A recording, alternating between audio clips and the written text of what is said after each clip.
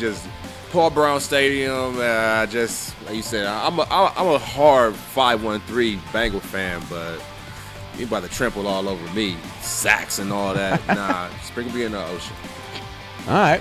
Big, you had some deep sea fishing, catch a big marlin. No, man, bury me a butt.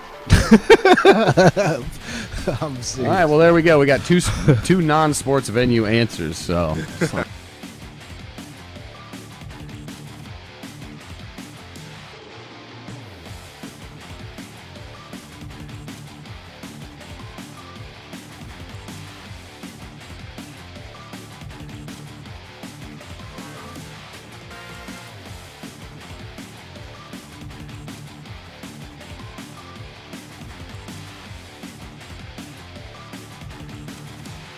Quarterback is literally the most important position. I understand, But he's not sold on Russ, and that. So why aren't you sold on Russ? Tell me that. Last 2 years? Is it because of Pete Carroll? I mean, He's been he got us thinking DK really that dude. Russ has not looked like himself. I think he for the last relied 3 more on that Legion of Boom defense, and then he's going to do the same thing here in Denver. Course. What has he done with what Tyler Lockett? Like, I mean, what has he really done to solidify himself? Is because of Russ. I'm not sold on him, man. I mean, y'all want to go high on He Russ? made the playoffs his first 8 years in a row. He won, 10 games a season every year for the first 7 seasons or something, like things that nobody's ever done.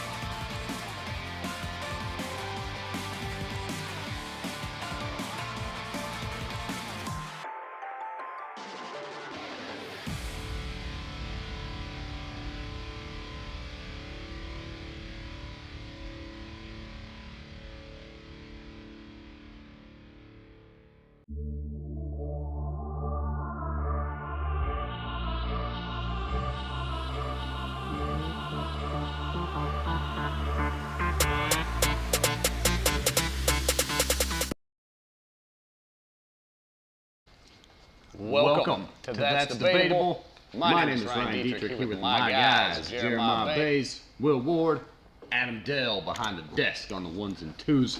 We even got the other Adam in the building. It is Wednesday, September 20th. We're live here from the Yamo Media Studios in Columbus, Ohio. Good evening to all of you. Thanks for tuning in. Switch things up. It's Tuesday night. Our new time, our new date. Tuesdays from here on out gives us some good quick recap from the following weekend of the NFL games, Buckeyes, and all sorts of stuff going on. So let's get to it.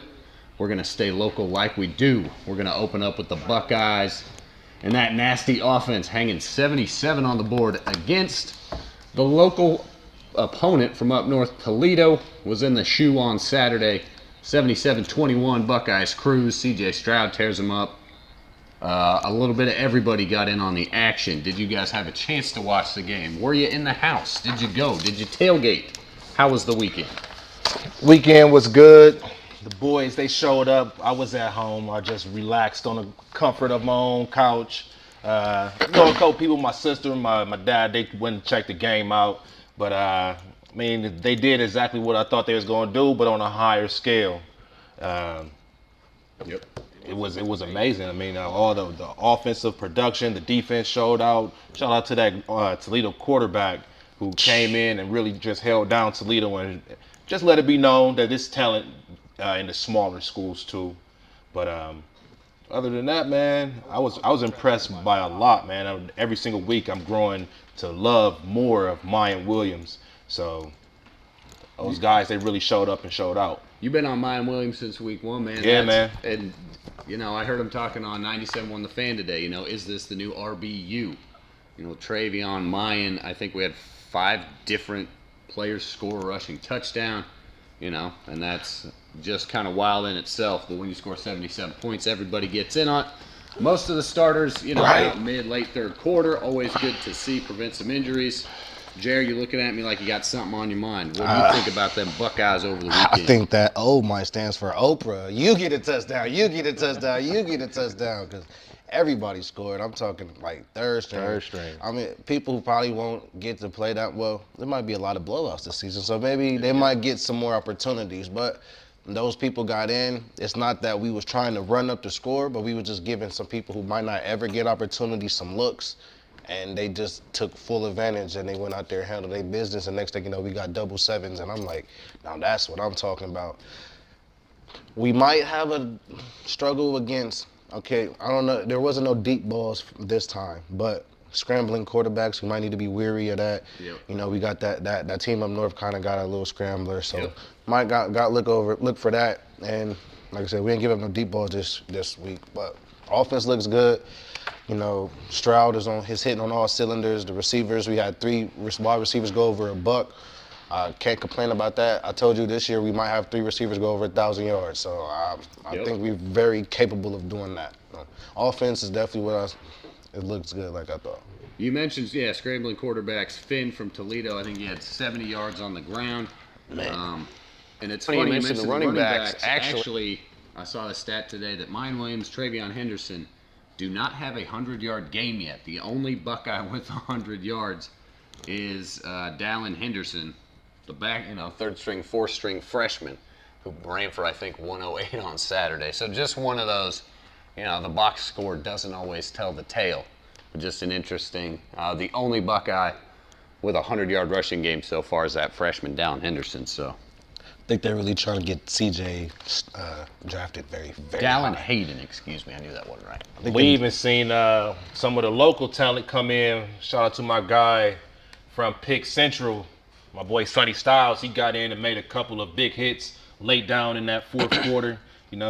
It really shows the depth chart of Ohio State. You have the first string go out, the second string had went out, you all the way down to the third string, and the guys that's just coming into the shoe. And it was no kind of drop off at any point, even though it was, Toledo, and those guys are a lot less talented. I don't like to use that word too much, but you got 5 stars and you got a 3-star, 2-star type guy. I mean, you're going to see that different type of talent level. And it definitely showed why Ohio State is one of the biggest recruiting classes, and the talent level that they really have. It really was a showcase late in that game. Yeah, I think I saw the picture of Sonny Styles with the whole squad. Toledo, Ohio State jerseys, the crew from the community, everybody from here around Columbus. It's definitely a cool photo. So yeah, that's, keep it local. That's how they do. And who knows where his career will head at, from Toledo. Transfer portal, all those things. It's up and up, so. What year was he? Junior, senior? Sonny was a junior. This would have been his senior year. Yep. And then he, went ahead and said he's going to go to Ohio State. So they could have used him at Pick Central, but they're not missing anything. They're still rolling on, and he's doing well. So. Yeah, interesting thing, foregoing your senior year, we're going to hear a lot more about that. Just a straight, back in my day, wasn't a thing, that wasn't a thing. Back in my day. Right? God, I'm old. All right, Buckeyes cruising a little bit more around the college football landscape. Did we drop in the rankings? Was that true? Still at number 3. Okay. Still at number 3. Alabama's still I heard at a 2. myth that Michigan passed us. I do have the AP Week 4 Top 25 right in front of you, courtesy of Fox CFB Twitter. Team from up north right there at number 4. They've been looking good, man. UConn doesn't always have the best football team, but Michigan blew them out 59-0. Kentucky, dude. Kentucky and Will Levis looking like a first-round QB talent out of Kentucky. They are rolling there. They moved up to number 8. Oklahoma, Nebraska and Oklahoma were tied 7s, I think, into the second quarter, and it was all downhill from there. The other one of note I saw was Oregon getting back on track. They took care of BYU 41-20. They needed that win. That moved them up into number 15. They were 22 the week before. So, in Georgia, yikes, Georgia looks good. They look great. But you know who also looks good? Sneaky good, USC. I don't know, as they ramp up the competition out there in the pack and start playing those other teams like Utah, Oregon. Yep. After that swacking that they took from Georgia, Oregon's kind of been performing better. So we'll see how they look. I think they could be a possible playoff team. Look out for USC too. Got to keep an eye on the Pac-12. Especially since they're coming over here. That's right, and potentially future Big Ten opponents. So there it is, a little bit around the college football landscape for you. We're going to keep it local. Hey, before we move on, I want to take care of a little bit of business. We got a couple of people that's tuned in, and anybody that's been following That's Debatable for years, Jerry, I'm pretty sure you know what this bag meant. I just seen that memory too. I'm pretty sure you know what that bag means. And usually when we pull this bag out, it ain't really been for me. Never. But, hey, sometimes you gotta do what you gotta do when I reach into this bag. I'm sorry that these bees didn't take care of business. And I gotta do what I gotta do. Y'all read the whole episode? Man, gotta wear it. So shout out to my pops. I'm fulfilling the bet. Here you go. Put this camera on me real quick just to let me get mine off real quick, man. I ain't putting this on for no reason. I'm putting this on because my offensive line is killing us. I got kids, man. I got kids and they don't even believe in me. You're killing me with this stuff. We gonna be all right. I believe in us. Go ahead. Will did. Hey, it's cool. Next Oh, week, man. Next week I gotta wear an Eagles shirt. It's gonna be so I lost a bet too because of last night. So Yikes. yeah, but so next week it'll be me wearing that Philly green. I mean, it's better than Packer green, so I could deal with it. Hey, as long as my boys get right, Joe B has to get protected a little bit more. We're gonna get into that a little bit later on, but We will. Has to be.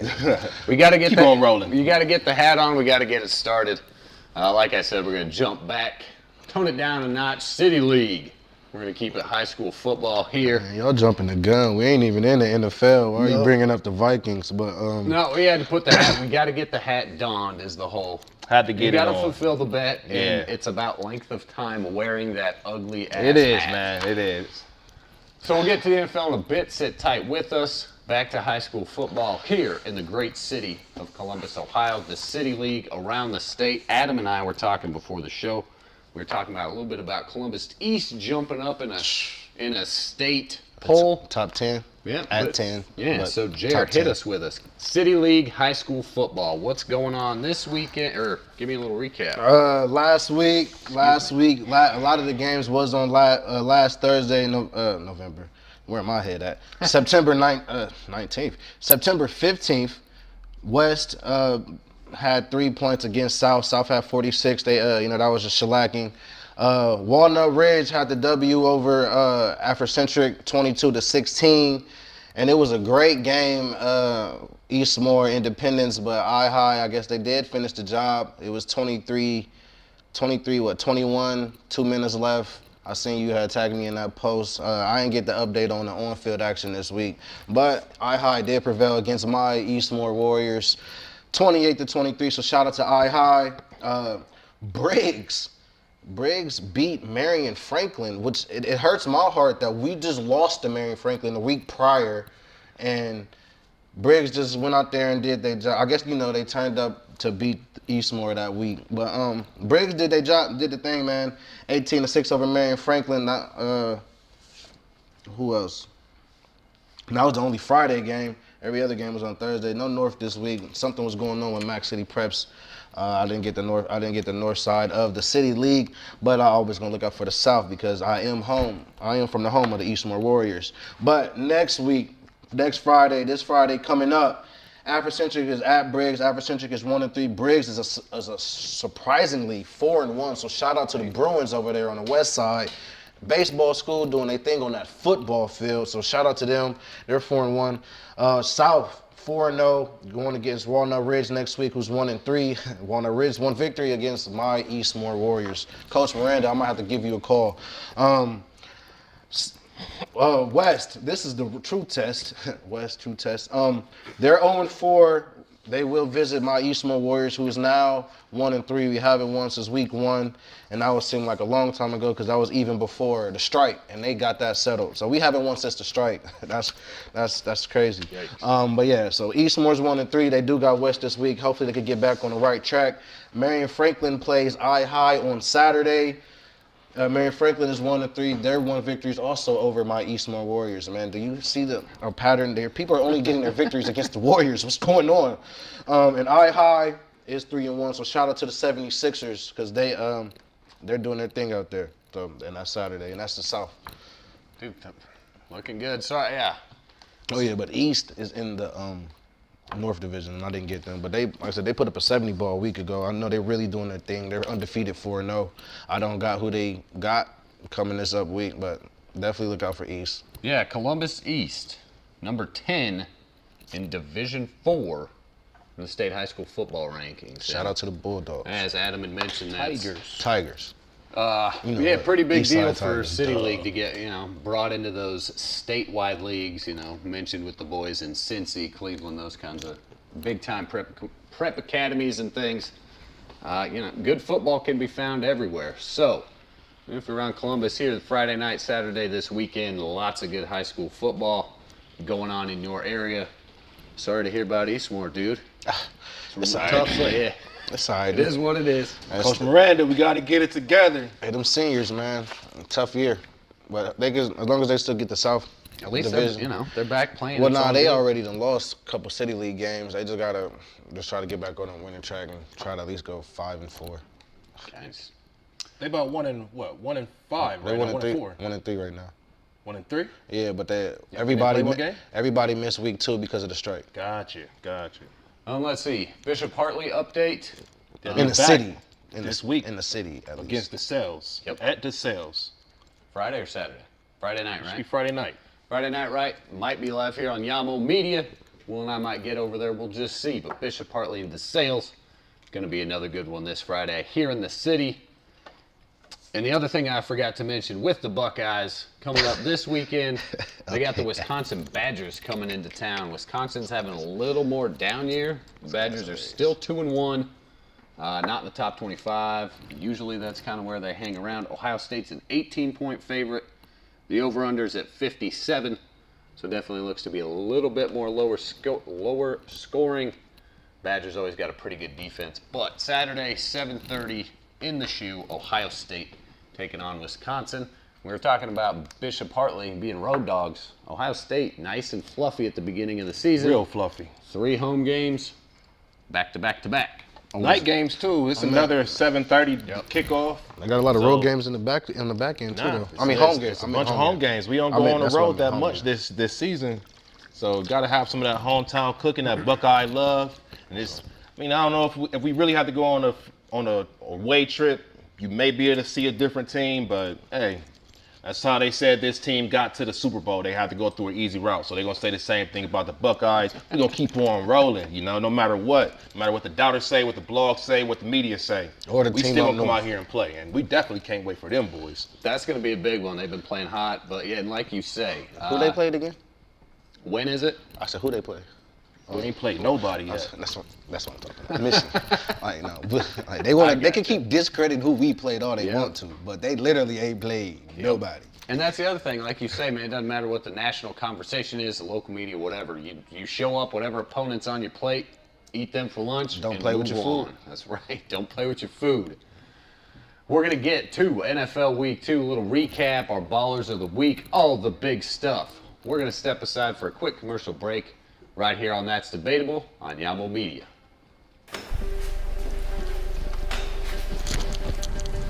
Okay. Yeah, I can work with this.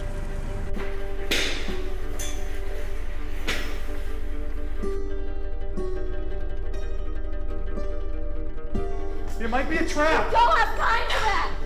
Good evening, everyone, and welcome to the favorite game show of the upper class, Who's Counting? The game show where our unwilling contestants have to make the really hard choices that count. Hello Hello, I am Annie J. Ross Womack, the Executive Director of the Ohio Sickle Cell and Health Association, and I'm here to talk to the parents and student athletes about a very important topic. The NCAA has instituted different standards for all divisions of student athletes. Before you can play sports in any college or university, you must present a negative trait status or hemoglobin status documentation. Your hemoglobin status is taken at birth with the newborn screening. And what they do is they run your blood for any abnormality or any birth defect.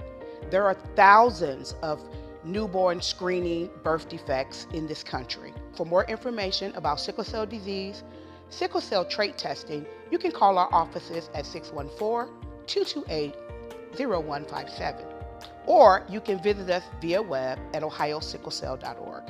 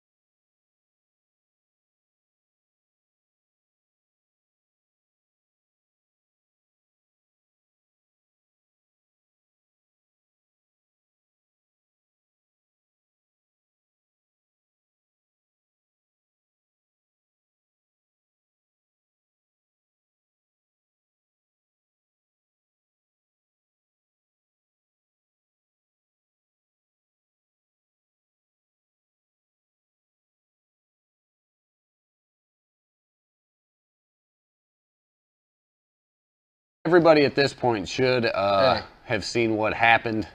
So, first of all, I just want to apologize to my man Ryan for, on behalf of all of Who Dey Nation. Got my man some money out of his pocket. We're going to make it up to you. Put the money this week. All right. Guaranteed. Lay it down. They don't believe in the Bengals, but we know Will did. But I did know one thing. So I'm going to just take you through the first drive of the offense in Cincinnati, first possession. Just bear with me. It's only going to be a little bit. First play of the game, or the offensive possession, sack. The one thing that everybody kept making notes of was a sack by, on my guy, Mr. Brr. Second play was a pick six, back the other way. So kind of preempted. It was probably going to be a difficult game. First throw of the season. That could be their season in hindsight. It's not because if you we haven't made it to hindsight yet. Yeah, if you continue to watch, you've seen things develop, but I mean, it is what it is. I'm not going to say that the Steelers didn't play to what we thought they were. As I said before, in the words of the late great Dennis Green, if you want to crown them, crown them. They were what we thought they were. So we let them off the hook. Once again, Mr. McPherson, hey man, you can't really put that on him. They said. Welcome back to That's Debatable. Thank you for patiently waiting. The good stuff is coming right at your face. NFL Week 2 was wild. Monday doubleheader finished it off. Sunday slate was good, and it kicked it all off Thursday with a barn burner between the Chiefs and the Chargers. Chiefs took it home 27-24. About as advertised. I was hoping for a few more points. Herbert looks good, but wish he didn't get hurt. Bert. Justin Herbert is a tough dude. He took a big shot to the ribs, so some big question marks there. Hopefully he can stay healthy, because he is what makes that offense run. That was the Thursday night game. Sunday opened up. Start with the Browns here in Ohio. Yikes. Browns were a touchdown favorite. It was almost like Mike White turned into Joe Flacco. Joe Flacco threw for, I don't know, 370 yards or something. Just looking like Joe the Old. I don't know what if it was just the Browns are that bad. The Jets just put it together. It was at home. It's the Browns, man. I mean, the Browns just going to brown. Brown, yeah. Yeah, the Browns going to brown. I said it a few weeks ago before the season started. And sometime you tune in to a NASCAR, unfortunately see a crash. Sometimes you tune into the NHL to see a good fight.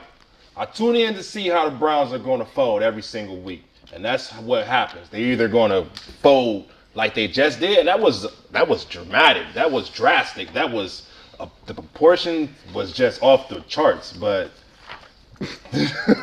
they the Browns, man, for a reason. And the fan base for the Browns had to be strong at heart. They have to be strong in the mind because the team is weak. But gonna leave it at that and push on, man. But the Browns definitely have to get it together. We knew they were gonna be bad without Deshaun Watson and Baker. But nobody could have preempted this right here just to fall apart with like a minute 38 left. And a lot of people are giving Nick Chubb's a lot of burn for it because he could have ran out of bounds or failed inbounds and the team could have took a knee. The Jets had no timeouts, but he went in for his hat trick touchdown. And after that, the roof was on fire. It was nothing they can do. Defense couldn't show up. My man Garrett Wilson was throwing up the OH. And next thing you know, he kick it onside. We already know how the rest of the game turned out. Yup. I mean, the onside, you know. Yeah, hindsight, it's always, you know, coaching head down, top down, you got to tell them get out of bounds here, or, you know, stay inbounds, run the clock out, don't give them a shot. But on the, you know, the flip side, you know, the Jets got an onside kick. The chances of that are, you know, 1%. Yeah. The defense just collapsed. They made the right plays. Garrett Wilson, made his fantasy debut, blowing up for a good week. If you started. The Browns going to brown, man. I mean, they just holding on for dear life until, you know, they could get Deshaun back in the building. But right now, tough sledding. It's slow. But I didn't really have my intention on that game. So from the point of that, I missed the Nick Chubb touchdown and all of that because I was really locked into another 1 o'clock game, which was Baltimore and Miami. Probably, game of the weekend.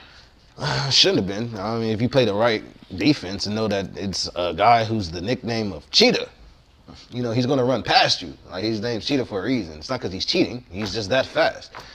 Play deep.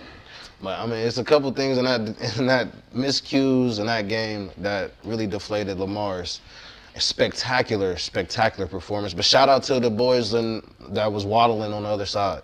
You know, they was really doing their thing. They, you know, all you can do is catch the ball and go deep. And that's what they did. They didn't prevent it. But that game was still spectacular, I will say that. But defensive coordinators definitely on the hot seat. Yeah, you know, I'll throw flowers to Mike McDaniel, the head coach of the Miami Dolphins, former offensive coordinator for the 49ers.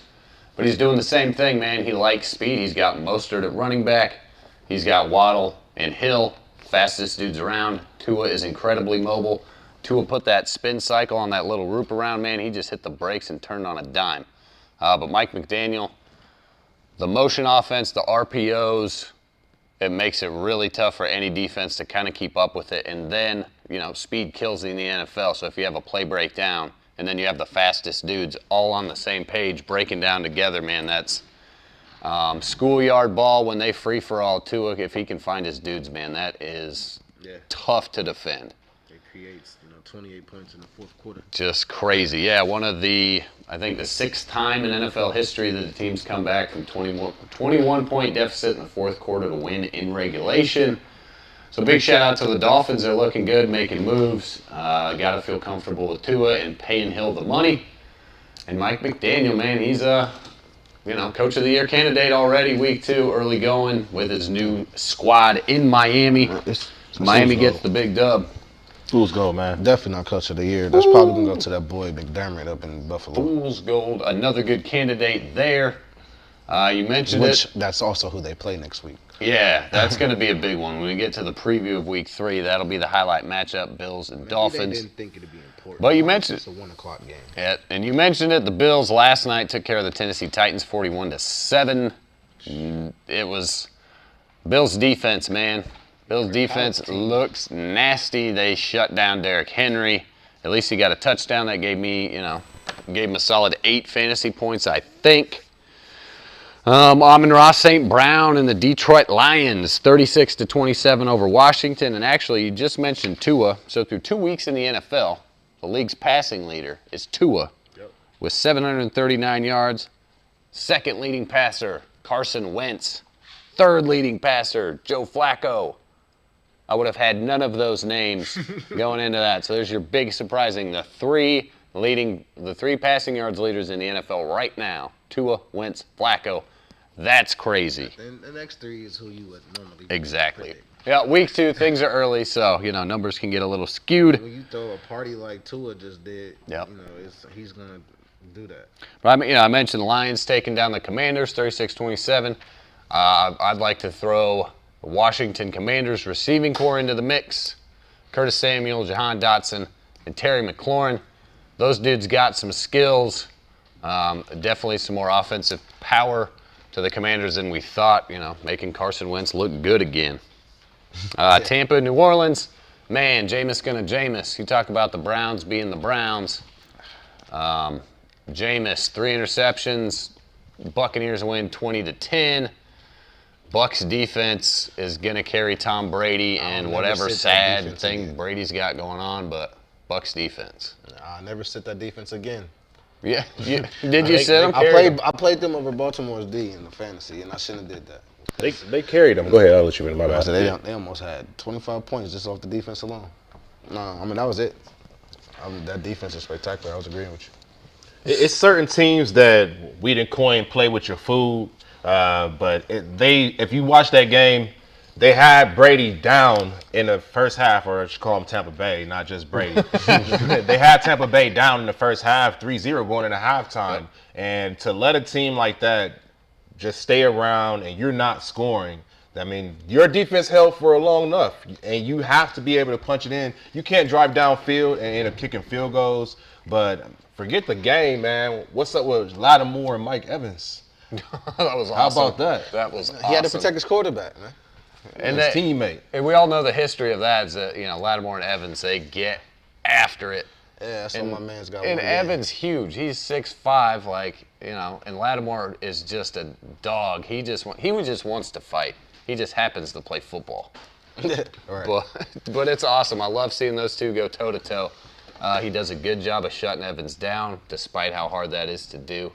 But yeah, divisional rival battle in New Orleans. The Bucs went in, took them out, and New Orleans had won, 4 straight? Something like that against regular season matchups. So, a good win for Tampa Bay, and that's, as the conversation's gone on, if Giselle divorces Tom mid on the bench and cries, he's got a backup. That defense can carry him to the ship, or just Tom doesn't have to do anything. Defense wins championships. That's what happened 2 years ago at the tail end of the season when they went defensive mode, and it just ran the table. So, definitely something to be worried about. And they've got a ton of injuries. Chris Godwin. Somebody else went down that I can't remember right now. Godwin, they had Jones was on the sideline. Julio Jones didn't play. There you go. That's it. So, I mean, that team, you got Mike Evans gone. Yep. So there'll be a lot on the back of Fournette. Coming up, Green Bay. Beasley. So, yeah, they did sign Cole Beasley. I did see 11-year that. veteran from Buffalo, Dallas. But I don't think the NFC runs through Tampa Bay, as always. And it'll be fit Tampa Bay? Is that what Cincinnati. That's there we go. You know, Ray one Perico. Y'all did that through the road, but yeah, y'all don't get the respect. But it ain't happening. NFC is not going through Tampa Bay this year, so I mean, it could possibly go through Philly. Could, but we'll see. But hopefully not, because the city of brotherly love is not friendly, especially at night. Let's see, New York Giants, 2-0. I like that one. They beat Carolina 19-16. Other things around the league. The one I'm kind of surprised about, Indianapolis. They're in hot water. They lay an egg against the Jacksonville Jaguars. Matt Ryan washed. Dude, that's Matt. He threw 3 picks against the Jags defense. I don't remember the Jags defense being highly touted. Is it Saxonville again? Is it Saxonville again, or I don't know. Is Matt Ryan washed? That's a pretty good question. He hasn't. I mean, again, we're only 2 games into it, but Jacksonville had a good game. They've let, and the Colts have left a lot on the table. Again, yeah, good point. Jacksonville's looking pretty good. Trevor Lawrence, maybe he's got his feet under him finally. It would always be good to see. Other close ones, Atlanta made a good comeback against the Rams. A nice 28-3. A nice time. Yep. Coincidentally, down 28-3. They had a nice timely pick 6 in a 2-point conversion. Marcus Mariota, man, battled, kept him in it. If there's one thing that he's got as a backup, it's, he ain't got no. I mean, he's a starter, but in terms of, a universal backup most of his career, he stepped in. He ain't afraid. He's going in and playing, and Oh, he's tough. He's made of the right stuff. He just might not be the guy to get you over there. Yep. What's the name? But they hang in there. They keep it competitive. Denver struggled with Houston. What's going on with Denver, man? What's going on with Denver? You still in the chat to my Denver people? Yeah, I'm still on the Russ train. The coach? I think in time, man. New coach, new Russ that was in an offensive system for 10 years. New things going on. I mean, that's a change. That's a change. Well, you're not high on Russ. Maybe it's just taking them a little time to get in there. Listen to the theme song when we first come on here, if that's debatable, and we talk about that. These two were high on Russ, giving him all the praise like he's been the Russ back from when he was at Wisconsin and back when it was the Legion of Boom. Man, Russ is still 1-2 stepping in his way to get into Denver, man. He still I did there. You like that. But they still ain't riding yet. Broncos Nation, let's ride. We ain't here yet. He ain't riding. Have you ever rode a horse? Yeah, I did ride a horse. It's a little bump. It's a bumpy ride. It is a bumpy ride. It's not as smooth as he made it sound. I think that's really what they're going through. They're going through that rough transition of him trying to get his foot in there, and it's that offense just don't have a lot of like real firepower. The one that you need to be able to. I mean, who you got? Judy take you over the top, and they got Cortland Sutton. And Jerry Judy gets hurt. I'm not sold on him still. He did get hurt. Yep. Yeah, it hurt my fantasy. So there's another tough one there. Dude, it's week 2 chill. Hey, at least Denver's got a win. We be there. We gonna be all right, man. We gonna get to there. Right. Hey, but Denver's not. So, hang them up. Cincinnati's will be all right. Denver's not. People are expecting them to be, or at least where Let's Ride is expecting them to be. They're not the playoff team. They're not second. They're just one of the tops. They could make 7-6. Yeah, but past the first round, I don't think they're going to make it past the first round of the playoffs. It's nothing that. And the hype is we're talking about them winning the division. Russ long shot MVP. Definitely wrong about that. I don't think now. I'll walk back my statement that I made during the AFC West predictions of. I had them winning it too. I had that it coming down to Chargers and Broncos in that final game of the season. Right. It's not. No, Patrick Mahomes is still alive, and I was tripping. He's definitely got something to say about that AFC West crown. Now, he's not the reigning king of the AFC, but they're still the AFC West kings, and that division goes through him. So, and even Justin Herbert hasn't even taken that yet. Even that team. I mean, we still got how far we got to go down to them before. I mean, we say I don't know if we're on to Kansas City, but I don't think the Kansas City Chiefs, that defense is holding them strong. That offense, we see how the Chargers really put it on, and I think they have a blueprint of how to stop Patty Mack. They held them intact. They didn't stop them. They contained them. And one thing that they could do was score that game? 27-24, Chiefs over the Chargers. He put points up. They put points up, but it wasn't the Patrick Mahomes that year when they were going back and forth with the Rams. It's not that high-flying. He's missing a big part of that offense. Exactly. Their run game is stifled, which they really don't have. Edwards-Helaire ain't really coming. They have McKinnon that's coming out the backfield. It looks decent. And they got the dude. CEH had a good game dude Thursday. Hill's number. I know you're talking about. I can't think of his name right now. But Chargers also got a loaded defense. Still hang 27 on short week. See what James did to Kelsey. He picked him up, slammed him like it was. I think a strong Sunday defense. Night Raw. A strong defense. Monday Night Raw. This NFL has been predicated around the quarterback for so long, and the offense has been focused. But defense is really starting. They say defense win championships for years. That's true. But the defense is, if you got a strong defense, I think you can outpower a strong offense at this point. Yeah. Tampa Bay, Super Bowl that did it. The Rams last year, the defense was ultimately the unit that came through. Aaron Donald, Defensive Player of the Year, things like that. In Buffalo, TJ Watt, Buffalo, they need to reload. What does Buffalo need to do to get over the hump?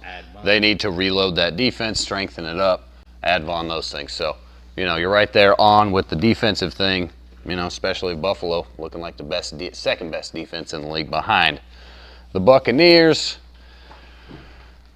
Other games of note, we still need to talk about our boys, Cincy, Minnie, and San Fran. Yeah. Hey, before we go on, we got Dion Ford in the chat who's really going strong about those Broncos. Let's ride. But I don't know. He's saying that they really do want to say the Chargers have the best defense in AFC West. If you need to stop Patrick Mahomes, you need a great linebacker. That's what the Chargers do have. Crazy. We're going to be in the playoffs just to watch the Broncos be there. I don't know what team he's watching with the Broncos, but the AFC West is loaded, and they're not at the top of that food chain. Vegas just gave up a big game, too, though. Yep. All right, so we talking 3, 4. Who's fighting for 3 and 4? Just 1 and 2. That's locked up. Thanks for bringing that up, too. The AFC West definitely middling. But, man, that Raiders-Cardinals game. Can't let that happen. Shout out to Kyler. Dude. I guess. Shout out to his offensive line for giving him 20 seconds to fucking run around and stand there and run around and stand there and wait and stand there. Also, how do you do that on the defensive side? If you get 10 seconds for a QB back, I was just going to say that too. It was that looks like that kid that rolled in there and didn't study. He's half hungover. And he just goes up and lights up the test for 90. He got slapped. He gets a 98 and he messes up the curve for everybody else. But also, that's how penalties get called on the defense. That's a great, it's not really a scheme or an offensive style. But if you can let your quarterback run around for 10 seconds before he gets rid of the ball, odds are very good you're going to have a defensive holding on the other end somewhere because those dudes are chasing around receivers, and that's impossible. Hey, we talking about taking notes and studying.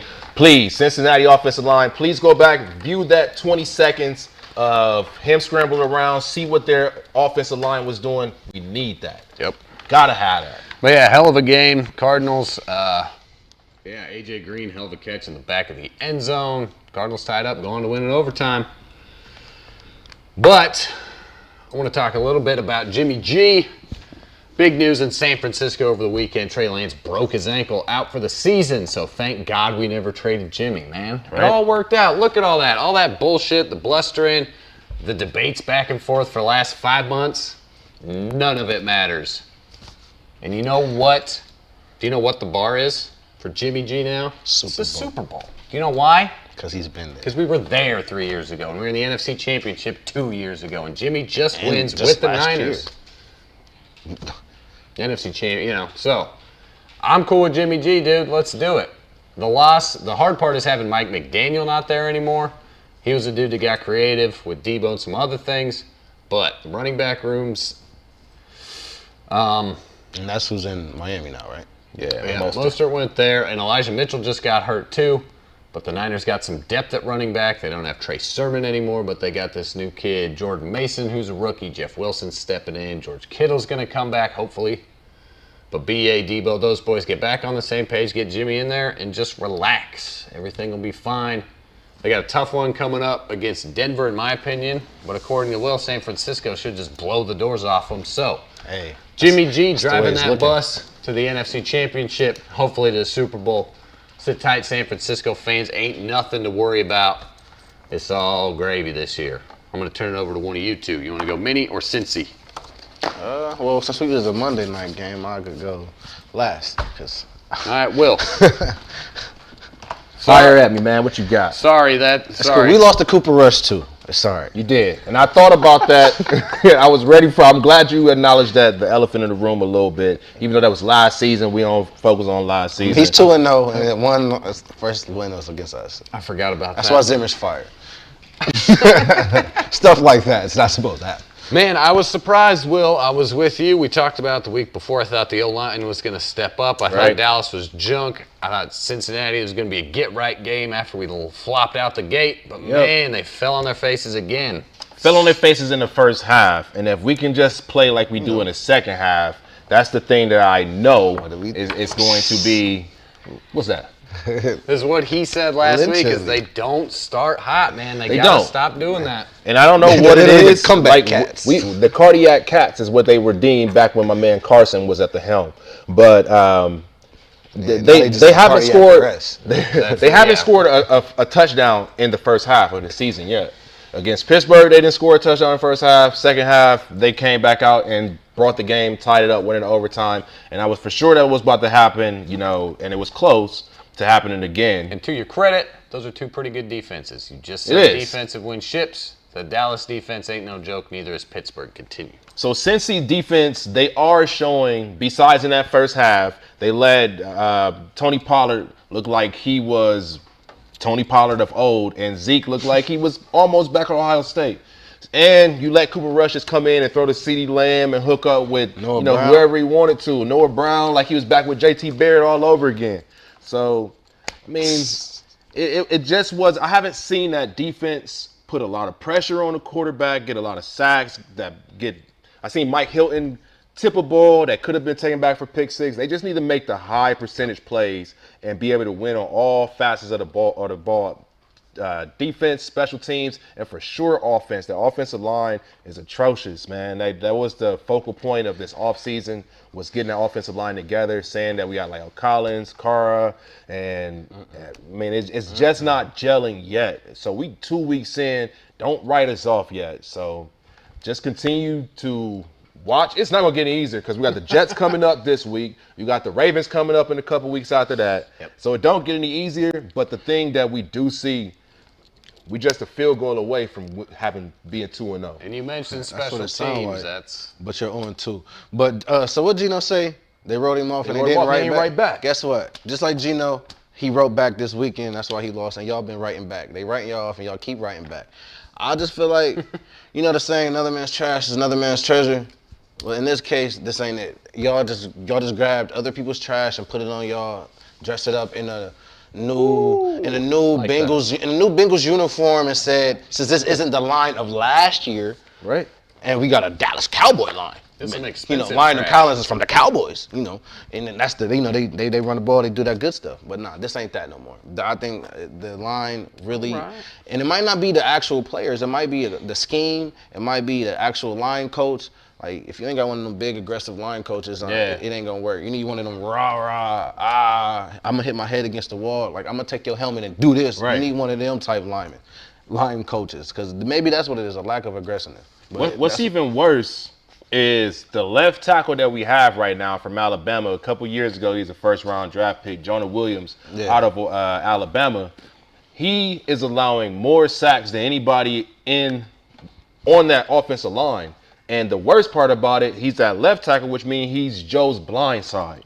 So we all seen blind side. We seen how Joe's fragile. Joe is a precious piece of china, and if we don't protect him, You're gonna break. Yeah. So Like, we gotta get like better. fine China, then he's gonna end up.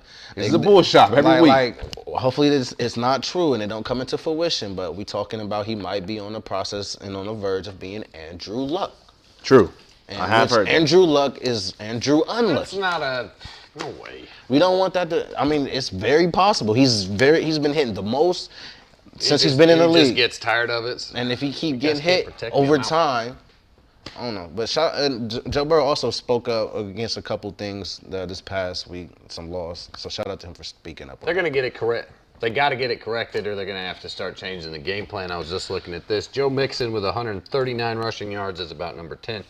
That's not a bad clip, but a little bit more Mixon, goes right in line with the offensive line and their quality to protect Joe and to give a little block into Mixon. So, I mean, but you can't allow for the best defensive ends in the game 2 weeks in a row. Right. T.J. Watt last week or 2 weeks ago, and then Michael Parsons this week, and you're just giving these guys free reign to come and just loud out all over my man Joe's face. Does losing their tight end? Didn't they trade Uzama? Uzama, he just left for the free agency. He left for the bag. And then Hurst came in and he got hurt in I believe like in the first quarter. Losing Uzama with the orange hair coming out of like he's trying to look like a Bengal. Hayden Hurst is good, but losing Uzama, good blocking tight end might be a little bit something to do with it, but you got to figure out, you got to come up with a new scheme, man. Right. Yep. Like, if you're going to allow so much pressure, your screen game has to be sweet. Your draw game has to be sweet. What about the fact, also, maybe it's not the other side of it. Joe Burrow's holding on to the ball too long. He barely has a chance to get the ball in his hands before he got Michael Parsons in his face. I don't know, but there's probably a little bit of that part, that's just Michael Parsons. That's how great Micah is. It is. That's a big testament to Micah. Is Joe always looking for the big play? I don't think right now, because I've seen you had Mika Fitzpatrick this past week and whoever the safety is for Dallas this week, they're playing high, 2 safeties high, usually 1 high over on Chase. Wherever Chase is, they're not allowing it. You guys spoke it up a couple weeks ago by saying that the expectation is higher in Cincinnati.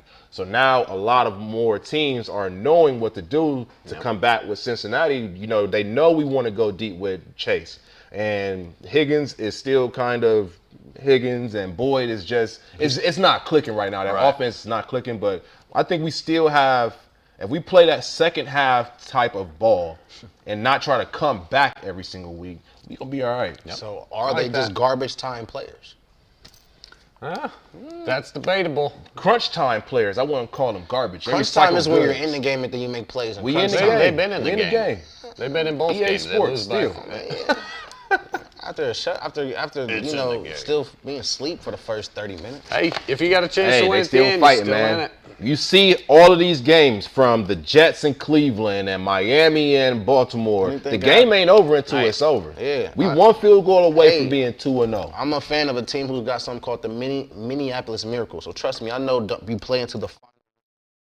Get that. I totally get it. Speaking of playing to the final whistle, Minneapolis. Did Minnesota play to the final whistle last night? No, they didn't. We almost started. Bro, watching in the first half. It started pretty good, and I had to duck out because I was up early. Offensively, we weren't on the same page. Like last week, everybody clicked on all 3 phases of the game. This time, it was all over the goddamn place. Where we went 3 and out. And we went 3 and out, 3 straight 3 and outs offensively.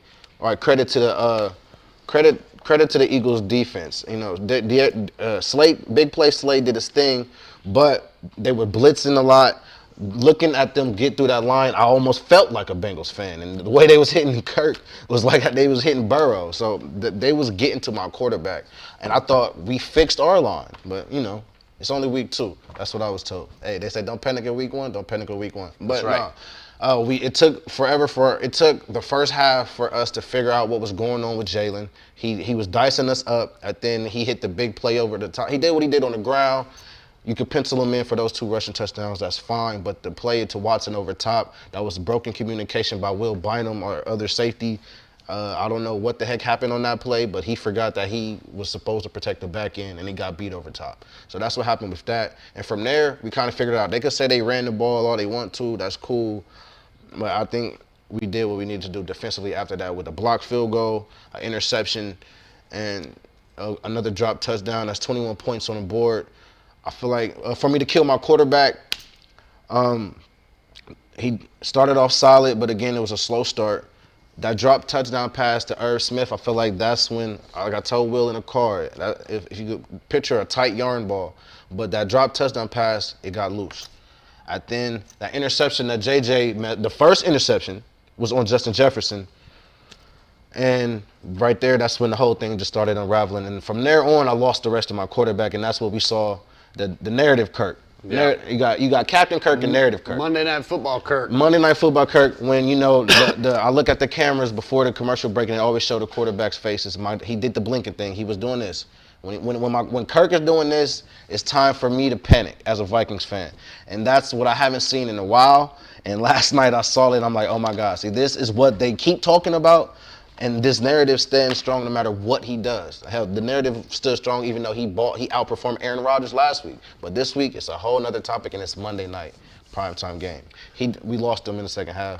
Finally got the defense. Well, and you know, second half was shut out on both sides. Yeah. So good defense steps up. That Philly defense is pretty, you know, they've got. Philly's a real team, so like not just. They give credit to them. Great. They got a line forever, though. Jalen Hurts has a ton of time to throw the ball. Their center, Travis Kelce's brother, Jason. Man, he was eating y'all up through the middle.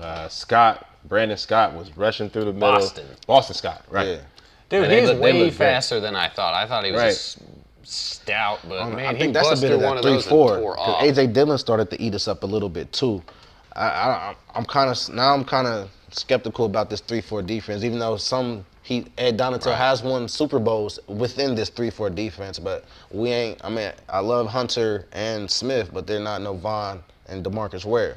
Well, I was saying, the second half scoreless on both sides. So that Philly defense is stout.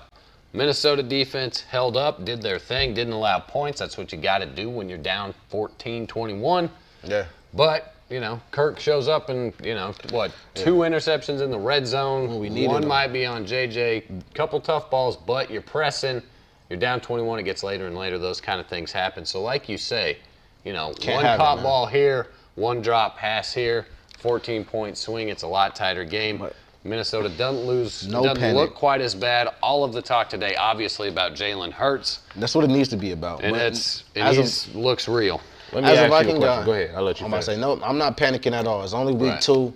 Yeah. That's an out-of-conference game. We got the victory we needed last week, which is against the Packers. So we're 1-0 in the division, 1-1 overall. We need to just handle business next week. Just on to the Lions. I ain't got on my mechanic gear, but on to the Motor City, man. But what was your question? So Kirk Cousins is 2-8 in primetime games. Yeah, playoffs isn't on Mondays, but keep going. So with prime time, we know how the NFL has shifted the schedule in the playoffs to be more of prime time. Are you scared of that with him not being that great in the prime time games? When the lights are on, the pressure's on. Kirk Cuddy ain't showing up. Is the game of the week considered a prime time game? Are we talking specifically night games, as in Sunday night football, Monday night football? Nights, yeah. No, I'm not worried. Well, it's not there with the first round of the playoffs with the 7th seed last year. They added a Monday night game, so it might be a Monday night game. If it's us, then I'll worry. But if it's Saturday, Sunday, I'm not worried. And if the rest of my team show up, I'm more upset with Dalvin Cook not showing up than Kirk unraveling. I know who Kirk is. I'm not overselling Kirk for Kirk to be Kirk. I just need him to steady the goddamn ship. Right. But once he gets in the blinking mode, he starts overcompensating and just overthinking. But I'm not worried. To answer your question, no, I'm not worried about that because I believe in my team. So y'all put up 7 points against Philly. Was that a testament to their defense, or was that 100%. Just a bad night in offense? It's both. Both can be true. Sure.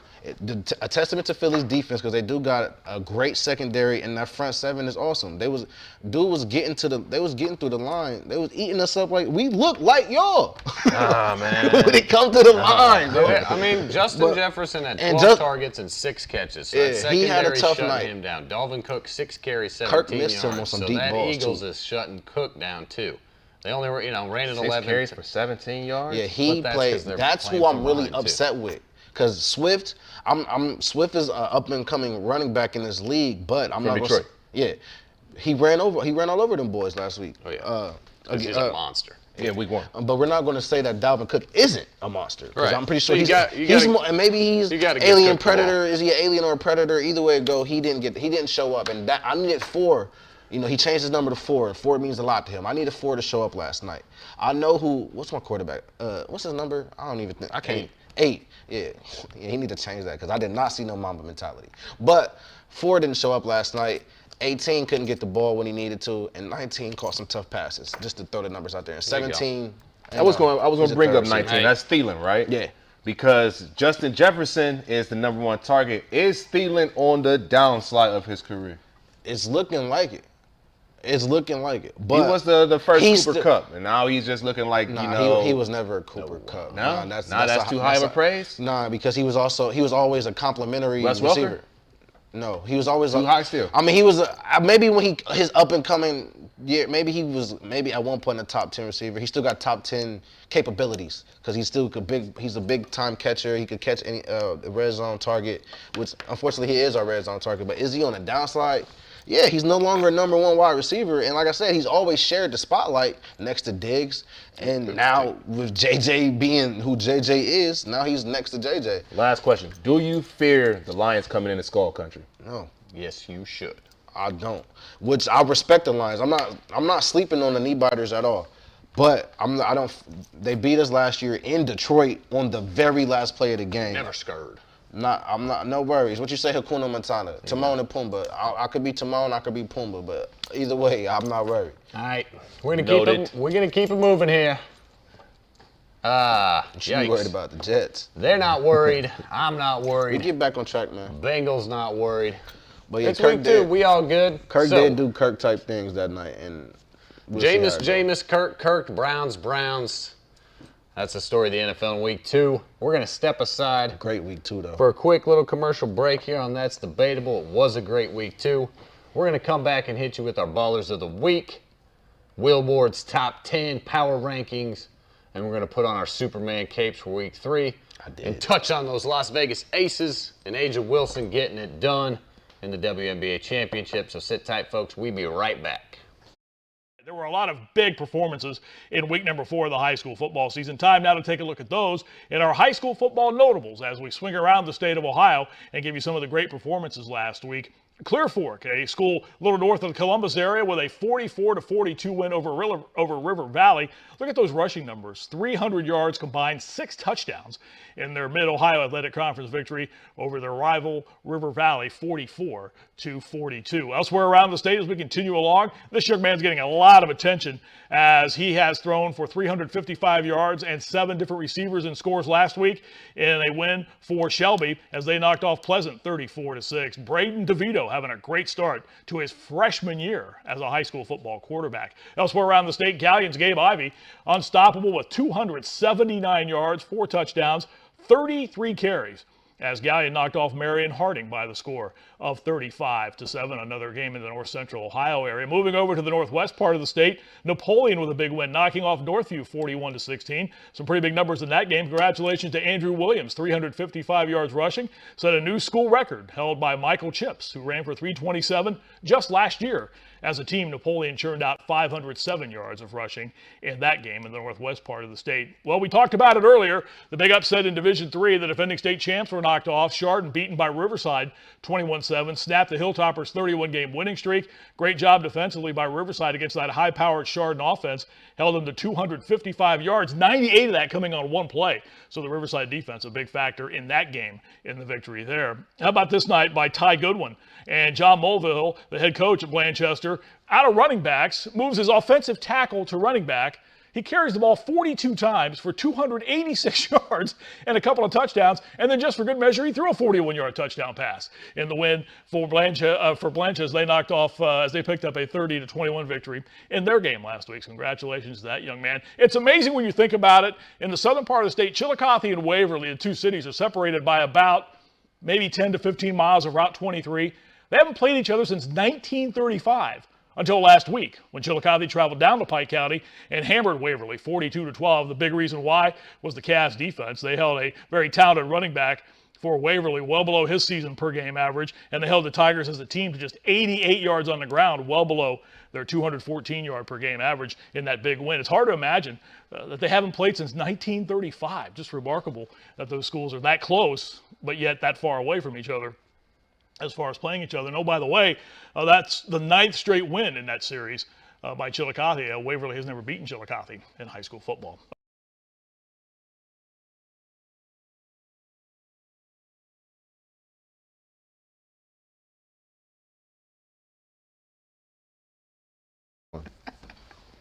Welcome back to That's Debatable. My name's Ryan Dietrich. Debate of the week. Alongside my guys, Jared. Who got the better backfield? Do you want that? Yeah, all right. Before we get to NFL Week 3, in our ballers of the week, the debate of the week, who has a better backfield? Better receiving core is definitely the Dolphins. Who has a better backfield? The Cleveland Browns and Nick Chubb and Kareem Hunt, or the Green Bay Packers and A.J. Dillon and Aaron Jones? Get us in the chats, throw at us on Twitter, hit us up on Facebook. We'll check it throughout the week. Maybe we'll come back with you next week, see what's up. We did note that last week, though, who has better weapons, Miami or New Orleans? Well, that was awfully timely because Miami put on a show. And that leads us right into our Ballers of the Week. Ballers. We gonna ball out. What do we need? The raid horns. Hey, so, we do need some sound effects like that, though. All right. That'd be dope. We were just talking about Miami. So, Jeremiah.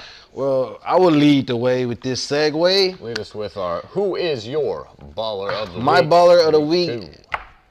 My ballers of the week answers the debate of the week question, like we said. Who has the better weapons? Clearly, as good as who got the better hands, the people of the Saints, because they're possession receivers over there. But these guys are explosive. I mean, TNT, bombs firing, exploding, boom. We talking, both of them, 22 receptions combined. What is that? 190 yards from Tyreek, the Cheetah, 171 yards from Waddle, the Penguin, 2 touchdowns apiece. Tyreek Hill averaged 17.3, Waddle averaged 15.5, man. Them boys are special. We already know once Tyreek Hill do this, we know what time it is. He gone. And he caught the ball and he hit him with the deuces. Only other person I seen do that in his face is Antoine Winfield Jr. But besides that, it was Tyreek. They had the last laugh this time. I don't know if they need to fire the Ravens secondary, fire the defensive coordinator, but shout out to those ballers because that's what they did. Balled out. Tyreek Hill, leading receiver in the league. Jalen Waddle, third most receiving yards in the league. Obviously, having 170, 190 in a week will help you game with that. 4. There are 5, sorry. 232, just behind Cooper Kupp, 15 catches. That's good. Jalen Waddle, Tyreek Hill, awfully nice fit down there in Miami. Will Ward, who is your baller of the week? Hey, shout out to my guy, Big Trust. Woo, woo. Had to go in a loss. Still had 21 for 29, 318 yards. You see the most impressive stat for real is that 9 for 119 yards on the feet. Yep. I mean, 142 QBR, nearly perfect. We got to figure out what the perfect QBR rating is, but it's got to be close to it. I mean, Lamar Jackson is one of the best, if not the best, elusive quarterback it's between him and Mike Vick, for real, of our time. But, I mean, Lamar's not our time. He's for the kids now. We just get to watch it. He in our time, too. I don't know what this old guy talking about. This my time, man. Shout out to my dude Dane, too. But to see him and to see what he's doing with not even his main running back, J.K. Dobbins, is still out. You know, he don't have really a number one receiver, if you want to say that, but 318 in the air, man, pay that guy. You know, no matter what you have on your team, you can't replace him. It's not another quarterback that's coming out in C.J. Stroud or Bryce Young or any other player that's in college right now. That's a quarterback that deserves his bag, and he's going to continue to give you a talented effort He's not just going out, complaining. He got a good track record. Usually we don't see a baller in a loss, but I just have to do it because it wasn't really him that lost that game. He did every single thing that you want your quarterback to do. Except convert those 4th downs, but besides that. I got one. Do you see Tua and Jalen play a similar style to Lamar? Is Lamar still a tier above those two youngsters? They got to continue to do it. Lamar has proven for years now. Jalen is next in line, possibly. And then they're going to go a little Kyler. But to Tua, I don't really see. Tua has to continue this track. It's week 2, man. Right. It's week 2. And he's going to come up against a couple teams that's going to get his number here real soon. Yep. Once he comes against the Bill Mafia and he he does what he did last week and throws to that many yards, then we can put him on, I don't want to call it the Mount Rushmore of quarterbacks, but make him a notable name to say, all right, maybe take him serious. But for now, man, put some respect on Lamar Jackson. Baltimore pay him, or hey, he can come down to Miami like he really want to. Come home, we take him in Cincinnati if Joe B don't work out. Yeah. But hey, you got to pay that man. Joe B's y'all's guy. Dude, Lamar. He could come to Minnesota. Lamar's one of them. You still got the purple on. We can swap keep out it, 8s, dude. and we can swap out number 8s. They already wear number 8. Just go from Cousins to Jackson. I'm cool LJ is with the dude again. Damn, he's fun to watch. All right, big trust. AD, you ready back there with your cam? All right, hitting us with the baller of the week. Adam Dell, who you got? Chime in here. Get in on the action. Let us know your inaugural baller of the week. So I got the man who threw the ball to Cheetah and Jalen Waddle, because if you don't throw it, they can't do anything. So I'm going with Tua Tagovailoa, who is looking like the person they drafted out of Alabama or Oklahoma. No, Alabama. That was Jalen Hurts. My bad. So, yeah, Tua Tagovailoa had a hell of a game. 469 yards, 6 touchdowns, 2 interceptions, 124 QBR, 72%. Led the Dolphins on what was the biggest comeback. Was it like 30 years or something like that? Yep. So, Waddle, Cheetah, they did great. They got open, but someone's got to deliver them the ball. Honorable mention, you got one Aaron Jones. There you go. AJ had a big game there. But yeah, Tua, man, definitely found his own form. He likes that, schoolyard style ball, free form. Yeah. Let the play break down. I mean, were those a bunch of go routes? I don't know if I really checked it out. They all streaks. Yeah, all streaks. Just go routes. Just Hail Mary. It's the one on Madden that go like just this. Straight up. Boom. You got the one that go across the middle and the other one on the other side. No, you guys ever play NFL Blitz? And they just throw it down there. That's it. It's funny because I was trolling him at halftime. Now, his name is Tagovailoa, and I was calling him Tua turn the ball over. Like, nice. You see that? Yeah. I get it. Yeah, but I think, right? I guess somewhere in this, in the Twitter, Facebook sphere, in the metaverse, there we go. He hurt us because he definitely came back and he did what he did in that fourth quarter. Shit. He's like, I'm gonna go show them punks. Yeah, it was a lot of trolling because it was and I think a lot of people jinxed Lamar because it was a lot of Lamar praise, rightfully so. Yep. But yeah, Lamar was getting praise when the game wasn't even over. Tua was getting trolled before the game was even over, and it went the other way. All right. But to finally get off of that one amazing game, go ahead and take it home.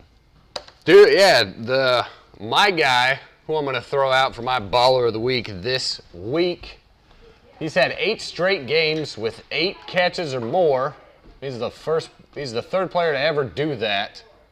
And I mean Amon-Ra St. Brown from the Detroit Lions. The other 2 players to have 8 catches in 8 straight games are Michael Thomas and Antonio Brown. That's pretty good company there. Amon-Ra, the Egyptian god of the sun. Dude gets up there, balls out. He's got mad hands, 9 catches, 116, 2 touchdowns. He's, I don't know, maybe resurrecting Jared Goff's career, making him look like the dude. But he's also got some help in DeAndre Swift behind the line that makes his job easy. But he is out there cooking fools, coming into his own, really growing as a receiver. I love it because I've got him on my fantasy roster in 3 leagues. Nice and tasty there. He had about 39 points in my fantasy league, so I'm digging it. Amon-Ra, and my honorable mention would be Stephon Diggs, who got it done last night, who I also have on 2 of my fantasy rosters. 10 catches, $128. This is awesome. I got this before his third touchdown. That's what I went to bed before he scored his third one. So this was going into the third quarter. He had 10, 128, and 2. He finished with 3 touchdowns. Yes, Adam. Since we're talking fantasy stories. I gotta tell one. Yep. I went into the game last night up by 11. He had one player left, Justin Jefferson. He got 10 points. That last drive that Minnie was driving down was the most anxiety-filled game that had no chance of changing the outcome I've ever dealt with in my life. 1 catch for 1 yard is all he needs.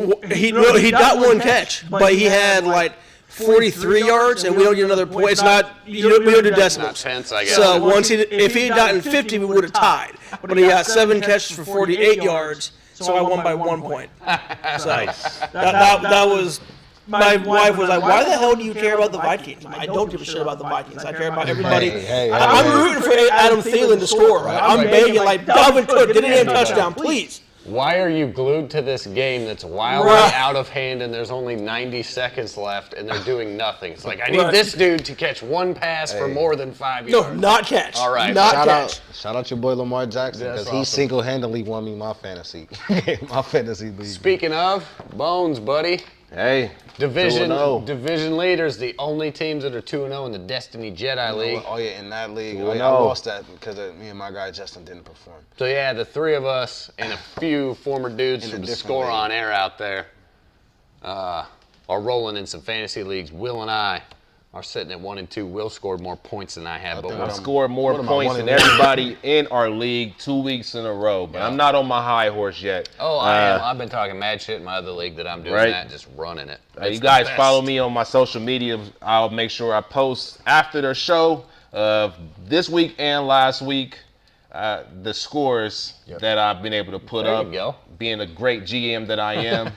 So, Will Ward 288. Make sure you follow me on all platforms. And the other thing I will mention is it's Tuesday night. Get your waiver claims in. Do not sleep on that shit. Waiver wire is important. Get them while they're hot. Adam, question. Dwight Schrute, question. More of just like another fantasy horror story, though. Yes. Other side. So I'm the one who dumped Tua for Derek Carr this week. Wow. So, yeah, I got the good, but I got the bad with it, too. All right, I'm done. So you got Tua on your bench? No, I don't. You got rid of him. I streamline quarterbacks usually.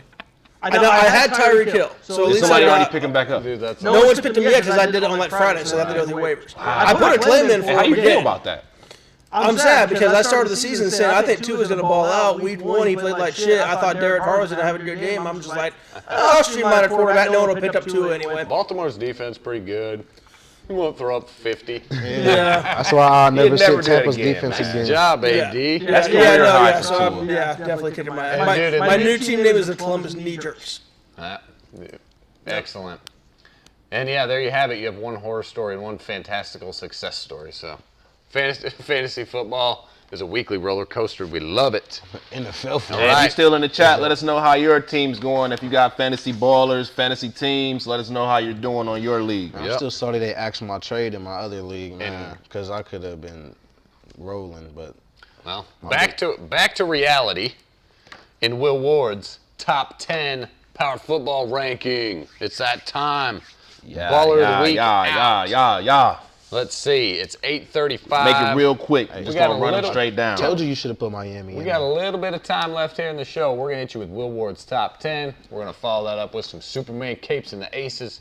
So sit tight. We ain't going anywhere just yet. Willie, what you got? Number 10. You see, we started off with the Vikings. Was holding on for dear life. Oh, we still in the top 10? Has snuck them in. I'm gonna put a little respect off of what they did on week 1. Ain't even mad. We're in only 2 weeks of football, but once again, they're holding on for dear life. Division leaders. Division leaders, barely, cause they not rocking how they could last night. But we're going to move on. We got number 9, and everybody's high on them right now, but they're at number 9 and not more lower on this list because they got to show me more, man. My mom, she from the Show Me state of Missouri, so you got to show me a little bit more before I can crown them. You know, I can't put more emphasis on them. They had a great, phenomenal comeback against Baltimore, but you got to continue to replicate what you just did. At number 8, we got my man Dale's team, who's back in the driver's seat of sorts. You know, after week 1, we knew they stunk it up last year. They stunk it up this year, but they could potentially be back on the winning streak. They got Tampa Bay coming up this week, and if they can beat them, you can possibly see them moving more down this top 10 list. At number 7, even though they lost, they have an upside, and I know that defensive coordinator is catching hell right now for not being able to put the game away and allowing so many yards on that passing game. But I think that the offensive production and mainly having that guy named Lamar Jackson, Big Trust, you can still go a long way with that guy. So I think he's going to get his money and he's going to prove it on the field first. Yeah, he's got a big payday coming down the line. At number 6, is it from them though? We don't know yet. There you go. go. Know. That's a good question. Excellent question. But at number 6, we got the Chargers, who took the Chiefs to the brink, and because of interception, Justin Herbert's ribs, a lot of things that happened in that second half that fell apart for them. In the first half, they looked electric. They looked phenomenal. They looked like my guy Sean Merriman with the lights out from a long time ago. But I forgot to talk about that. Everett pissed me off. That was a lazy route.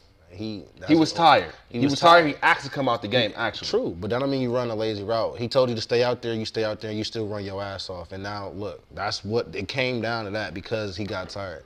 And Herbert is coaching. He needs to learn how to get back up in. He premeditates his passes too. That's also how that happened. There was a couple passes. He did do that. He premeditated his pass. He got a half-ass route, and now you got a pick 6, and that's the difference in the ball game. But so this week they got the red-hot Jacksonville Jaguars coming to Los Angeles. So are they? Is that they're red hot? They red hot right now. Hot. You know, They almost won. They red hot. Yeah. They shut a team out, so they got to be hot right now.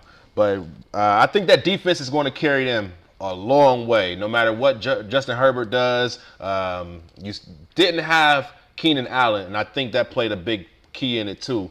But they possibly can continue to move in that AFC and make themselves a contender. Oh, for sure. And number 5, I got the other team in LA. And I got this team at 5, and they're halfway out, and I got a feeling that they're going to be moving out faster than they're going to be moving to the higher part of this list. The Rams, they struggle with Atlanta. They let Atlanta come back. Tom Brady, Atlanta type move. They just don't look fluid. Their run game is kind of suspect. Matt Stafford threw 2 interceptions, and the defense is really holding them together because the offensive production is just not clicking right now. Same way the Bengals are, the same way the Rams are. Maybe they're both off of that, Super Bowl hangover, but I don't trust them too much. And Stafford's got to quit it with those interceptions. Right. They're going to just keep creeping in, and I don't know if he just lost the mojo from last year, hangover, but I'm right with you there. I don't know if he even. I see him. He had the mojo. He still was hooking up with Cooper Kupp, but I think the NFL is on note of how to break these guys down. And if you can't really transform week to week, play by play in a game, then you're going to struggle. So I got to see more out of these Rams before they can really move up. They have Arizona this week, so we'll see what happens with those guys. At number 4, fly high, Eagles fly. Sorry about that, my guy. They took y'all place from last week. They were at number 10 last week. 9-10, somewhere around there. That's a real team. They deserve but it. they look like they can be potentially the champions for sure of the NFC lease and continue to fly high. I mean, A.J. Brown is making a big statement on this team. Boston Scott is looking good. Mr. Hurts Devontae Smith is looking. last night. Devontae Smith with the soft hands and the great routes and the quick feet. You can't really ask for a lot more, but that's another team that you got to continue to make strides. It's not just a 1-week thing. You got to continue to build off of it. So they have coming up, they got the Commanders at Commanders next week, so potentially see them win again. Carson Wentz isn't all that great. Seeing them go into Detroit and get demolished. So look for those guys to continue to be in the top 5. At number 3, I got the WWE champs, Tampa Bay Buccaneers, coming in at number 3. WWE. Yeah, man. I mean, when you can go into New Orleans and you can fight like crazy, you got to have a good defense when you're down by so many to stay inside of the game, and that's what that defense did. They bailed out Brady, who wasn't scoring in the first half, and allowed for them to come back. Mike Brown's going to be on a 1-game suspension. We still don't know what's going to happen with Julio Jones. He's so injury prone, something like AD. Not Adam Dale. We're talking about Anthony Davis. But this week coming up, Tampa Bay has Green Bay, and like I said, we're going to see what happens with that game. I think I'm going to take Green Bay on that one, though. So we'll see them moving around in the top 10. Then at number 2, we got the Chiefs, cheetah-less Chiefs, but you still got the $500 million man and Patty Mack, my homeboy. And as long as you got him, you got a good chance, a good fighting chance. No matter how hard that it was a lot of WWE this week. You seen how hard Travis Kelce got slammed, but he still got back up, and they prevailed because of, once again, the defense. And then at number 1, those Bills Mafia, man, it's not a lot that you can really do. I don't see any holes. I look for a lot of holes in each team, and right now, just Josh Allen's looking good. Montgomery's looking good. Mr. Diggs is looking like he might be number 1 receiver in the NFL right now. So if those guys can continue and behind a strong defense, Von Miller's having, like, he's been eating his Wheaties, having a resurgence. Fountain of youth. Yeah, fountain of youth for sure. If they can continue this hot streak, man, it's going to be scary for anybody that got to go up against the Bills. So that's my top 10. Debate it, love it, hate it, like it, share it for sure, comment on it for sure. Hey, that's it for this week. Man, New York Giants are 2-0. You ain't got them in the top 10? Hey, please. I got you. Hey, you know what? Last week you had your list was somewhat immaculate. I definitely love the fact. Somewhat immaculate? Yeah, somewhat. You disagreed last week because you felt like a lot of people should be everywhere. Garbage. But I do respect the fact that you still got my Vikings in there. I felt like, I don't know why you got, I know Green Bay did beat the Bears, but maybe you thought that highly of the Bears because you said they upset the 49ers or something. So because you got that right, at the end you also picked the Bears to beat the Packers, if I'm not mistaken. Maybe that's where you got the Packers in the top 10. I don't know why yet. And you got them ranked higher than the Vikings, which we own the head-to-head. So even by that merit, they can't pass us. And we still got the same record. But I'm with you there. If I'm you, I'm putting the New York Giants at 10. They're 2-0. Now, I know they were so far back that they got to go that high, right. But we 2 weeks in and they're 2-0, and right now, that's how they're able to leap all those other 0-1, 0-1, well, 0-2s and 1-1s. Yeah. Minnesota at 9. Yeah, so I totally took Green Bay out of there and put the Giants in. But Minnesota at 9, Baltimore at 8. I told you last week you should have put you got the Dolphins at 9. You should have put the Dolphins in your top 10. They should have been somewhere around 7 or 8 just because I think they look good coming out the gate. But I got Baltimore at 8. The Chargers at 7. Move the Rams all the way to 6 instead of 5. MIA, they look great and they're 2-0. They're at 5. Philly looks awesome, 2-0. They're at 4. I'm with you from 4, 3, 2, and 1. Tampa Bay, Kansas City, and of course Bills Mafia, who will most likely be Super Bowl champs. Crowning them already. Nice. Man. That's how I crowned them when they lost the 13 seconds, and I killed them too. Yeah, you did. That's how we do it around here. Just talk it early. All right, dude. Nice. I'm with him there. I don't like the Green Bay. But yeah, dude, how do you the Giants are 2-0, but how do you put them in there? Because they're the Giants. But they're going to be 3-0. 2-0, man, and they're going to be 3-0. I think they got Dallas, which heads us Cooper Rush is tricky. Right into week 3. And here we are debating, how tricky is Cooper Rush? Can the Giants get to 3-0? Are the Colts going to be 0-3? Let me see who needs a win. The Colts are winless. Titans, Bengals, Raiders, Panthers, Texans, Falcons, all winless. I threw the Bengals in there. I heard it, man. Sorry, bro. I think they stay winless.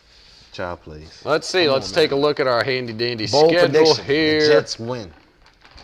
Cincinnati at New York Jets. Cincinnati is a 4.5-point favorite. Oh, there we go. Some week 3 spreads graphics. Let's see where we're at. So, starts top left. Pittsburgh at Cleveland. That is Thursday night. Boys, we should take a road trip. Let's go. Let's get some tickets. Let's get up there. Steelers at Brownies. Brownies 5.5-point favorite. I like Steelers in the points there. Road underdogs and unders are leading the way in the NFL betting this season. Any game you guys got your eyes on there? I'm going with y'all boys with the Vikings and that Lions, and I'm taking the Lions with the upset. I like it. Gotta go there with the Lions with the upset.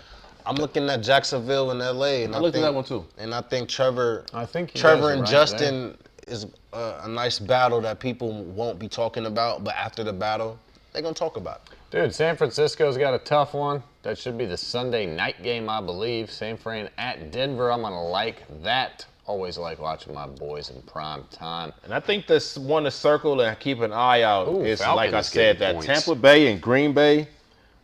That's a coin flip. I mean, so you going Green Bay or no? Dude, heavens no. I'm rolling. Heavens no. I like Heavens Tampa. no. I like Tampa. I in like the Tampa's points. defense against that offense with no weapons. I like. But Tampa ain't got no weapons. But Please, it ain't Mr. no Dale, matter. please chime in at any moment. We'll get you in here and thoughts. And they're on that. hyping it up like this Tom Brady. This might be Tom Brady and Aaron Rodgers last hurrah. Well, they gotta sell the the game. I'm like, any this way was they never can. a thing. Tom Brady and Aaron Rodgers was never a thing. When I saw that at the It was gym, never a thing. I Are thought we being Tampa honest? giving 2.5. I like that. That defense looked nasty if they can hold Green Bay and that lackluster offense to some less than points. I just think that offense of Tampa Bay, man, they're hurt. They're depleted this week. So They can win by 3. That's what I like. Adam Dell. All right, so you mentioned the Packers' lack of weapons. Dillon and Jones combined for over 200 yards this week. Also, Sammy Watkins had more receiving yards than Devontae Adams by about 70. So he only had Sammy 2 Watkins, catches, 3 Really? targets. three catches, 93 yards. Devontae had 2 catches, 3 targets. yeah. So Sammy Watkins. Sammy Watkins almost sounds broke like the 100. Raiders' fault. All right, so you Didn't he? Green Bay. This whole not weapon thing, and we put it out earlier. The debate of the week: are the Packers running backs better than the Browns? Yep. So, argue that way you will. Combined, they had over 200 yards. They completely destroyed them. And even against the Vikings, that was the best part of their game was the running backs. Are you nervous about Green Bay going up against this Tampa Bay defense that we saw just absolutely shut down Yeah. the Saints? Tampa's got a good defense. I don't know if we can outscore them. However, our defense is going to be fine. They allowed 7 completed passes the entire game. And Tampa doesn't have any weapons. Justin Fields. Doesn't matter. It's an NFL quarterback. It's an NFL If 7 quarterback. completed passes, That's pretty it's the good. first time any team's done it since 2005. Damn. I don't care who they're playing. Well, all right. Mac Jones only threw 3 passes against Buffalo. That's different. All right, you're not concerned. That was that might have just been the Packers. That was the bowl game. Yeah. Well, anyway, that's side point. All right. I'm not worried about Tampa. But it's going to be a good one. That's Sunday primetime, 4:25. I don't know if that's the game of the year. Yeah, you like that one a lot. We all like that one a lot, especially if we just saw 40 points from. Bills have scored, 35 and 40. Dolphins are 38 and 42 or whatever. Some high-scoring games there. The one I like, I mentioned San Francisco. Philly, Washington actually might not be that bad. It's NFC least. Carson Wentz is actually balling. Wentz is balling. Washington's at home. The Philadelphia Eagles are balling out. 6.5's a little many there, I think. Watch out this week. From what I have, the away team is going to win the games this weekend. Only a home game that I have winning this week, and if we see right here, the Browns, Chicago, the Chargers, and Arizona, and the Giants. The only teams that I have winning at home. Everybody else, got to go Green Bay, man. You taking the Falcons too, my guy. Hot land in Seattle, man. That'll be a barn burner. Hey, or something like that. They're not going to write back once again. I'm going to get on it, man. Disagree with that one. All right. Last week I went left side too. No, I don't. Last week I went 10 and 6 in our split pick'em. even. I think I crushed you two. Yeah, I went 8 and 8. You went 8 and 8. I went below 500. You went 6 and 11. You Champ. You couldn't win 8 and 8, unless my record, unless I'm 7 and 9. There's games, 16 games.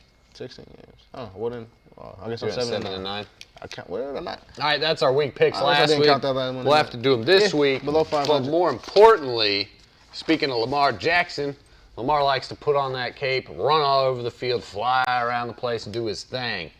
So coming up at week 3, we're going to make our Superman capes, predictions, or suggestions. Who needs to put on their Superman cape heading into week 3? Either get their team a dub, bounce back from a weak game, coming off injury, anything like that. It's our inaugural or weekly Superman cape. You guys got one ready? You want me to lead it off? I mean, I got one ready. All right, I'll start it. Come on, man. You know I gotta. I'm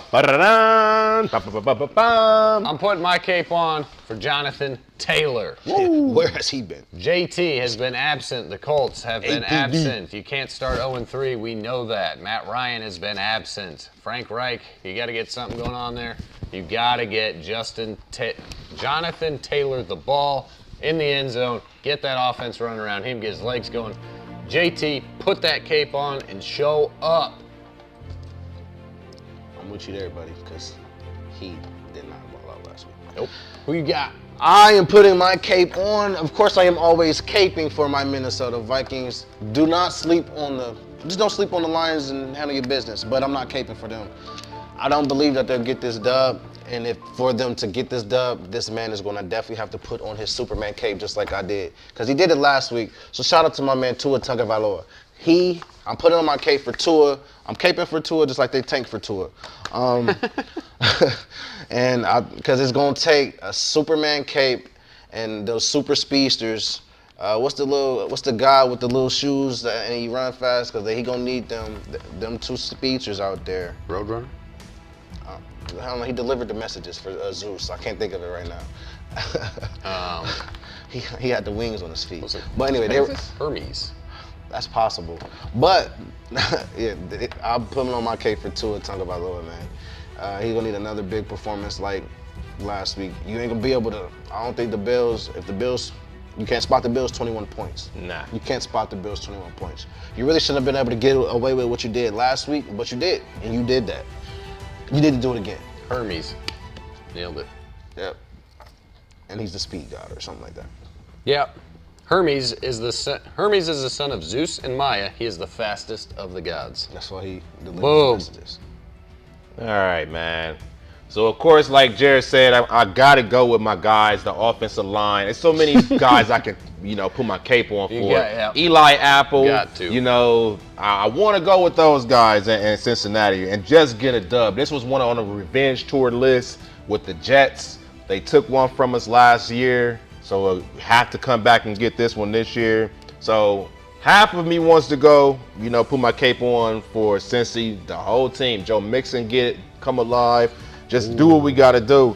But I want to see Arizona and Kyler Murray replicate and really show that they can win at home against a good divisional opponent in the Rams.